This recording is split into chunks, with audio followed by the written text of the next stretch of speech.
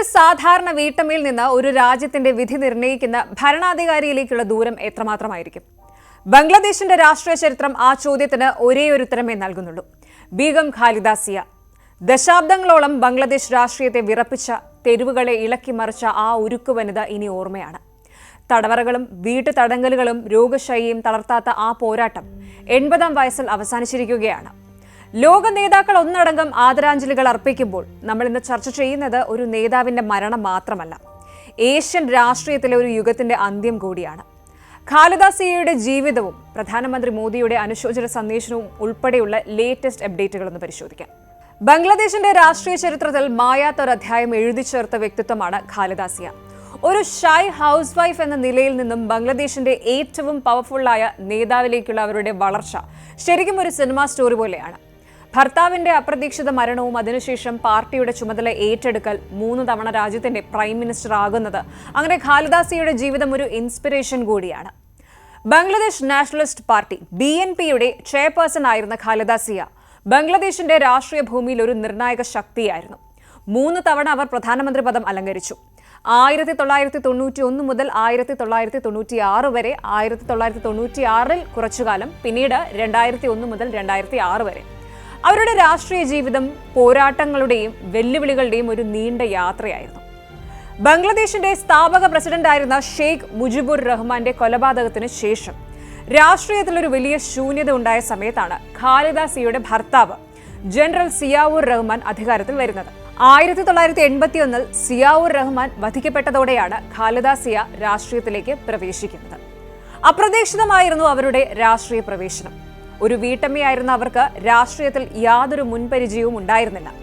എന്നാൽ ഭർത്താവിന്റെ ആ ഒരു ലെഗസി ഏറ്റെടുത്ത് അവർ ബംഗ്ലാദേശ് നാഷണലിസ്റ്റ് പാർട്ടിയെ നയിച്ചു. തുടക്കത്തിൽ ഒരുപാട് ക്രിറ്റിസിസംസ് അവർക്ക് നേരിടേണ്ടി വന്നിട്ടുണ്ട്. എന്നാൽ തന്റെ ദൃഢനിശ്ചയവും നേതൃപാഠവും കൊണ്ട് അവർ വിമർശകരെ ഞെട്ടിച്ചു. ഒരു ഡിക്റ്റേറ്റർക്കെതിരെ ബംഗ്ലാദേശിൽ നടന്ന ജനാധിപത്യ പ്രക്ഷോഭങ്ങൾക്ക് അവർ നേതൃത്വം നൽകി. ഇതിനെ തുടർന്ന് പലപ്പോഴും അറസ്റ്റിലായി, വീട്ടുതടങ്കലിൽ കഴിഞ്ഞു. പക്ഷേ ഇതൊന്നും അവരെ തളർത്തിയില്ല. അവരുടെ നേതൃത്വത്തിൽ നടന്ന മാസീവ് മൂവ്മെന്റ്സ് ആണ് ബംഗ്ലാദേശിൽ ജനാധിപത്യം പുനഃസ്ഥാപിക്കാൻ സഹായിച്ചത്. ബംഗ്ലാദേശ് രാഷ്ട്രീയത്തിലെ ബാറ്റിൽ ഓഫ് ദി ബീഗംസ് എന്നറിയപ്പെട്ടിരുന്ന ഖാലിദ സിയയും ഷെയ്ഖ് ഹസീനയും തമ്മിലുള്ള കടുത്ത രാഷ്ട്രീയ ശത്രുത ആ രാജ്യത്തിന്റെ ചരിത്രത്തെ തന്നെ ദശാബ്ദങ്ങളോളം മാറ്റിമറിച്ച ഒന്നാണ്.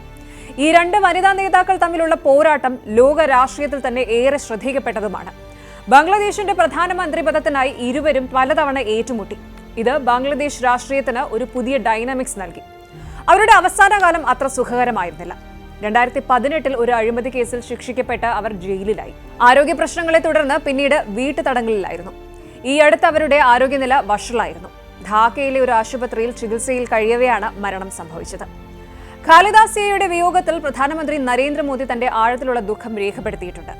സോഷ്യൽ മീഡിയ പ്ലാറ്റ്ഫോമായ എക്സിലൂടെയാണ് അദ്ദേഹം തന്റെ അനുശോചനം അറിയിച്ചത്.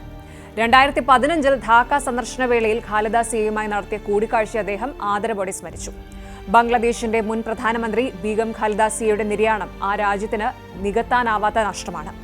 അവരുടെ കുടുംബത്തിന്റെയും ബംഗ്ലാദേശ് ജനതയുടെയും ദുഃഖത്തിൽ ഞാൻ പങ്കുചേരുന്നു, പ്രധാനമന്ത്രി നരേന്ദ്രമോദി തന്റെ സന്ദേശത്തിൽ കുറിച്ചു.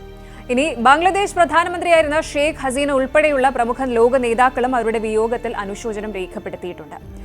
ഒരു സാധാരണ വീട്ടമ്മയിൽ നിന്ന് ബംഗ്ലാദേശിന്റെ ഉരുക്കു വനിതയായി മാറിയ ഖാലിദ സിയയുടെ ജീവിതം ദൃഢനിശ്ചയത്തിന്റെയും നിശ്ചയദാർഢ്യത്തിന്റെയും ഒരു ഉദാഹരണമാണ്. ബംഗ്ലാദേശിന്റെ രാഷ്ട്രീയ ഭൂപടത്തിൽ വിപ്ലവകരമായ മാറ്റങ്ങൾ കൊണ്ടുവന്ന ഒരു നേതാവായിരുന്നു അവർ. അതുകൊണ്ട് തന്നെ ഖാലിദ സിയയുടെ ജീവിതം ആ രാജ്യത്തിന്റെ ചരിത്രത്തിലെ ഒരു സുപ്രധാന ഏടായി എന്നും നിലനിൽക്കും. അവരുടെ മരണം ബംഗ്ലാദേശിന് മാത്രമല്ല, സൗത്ത് ഏഷ്യൻ പൊളിറ്റിക്സിനും ഒരു വലിയ നഷ്ടമാണ്.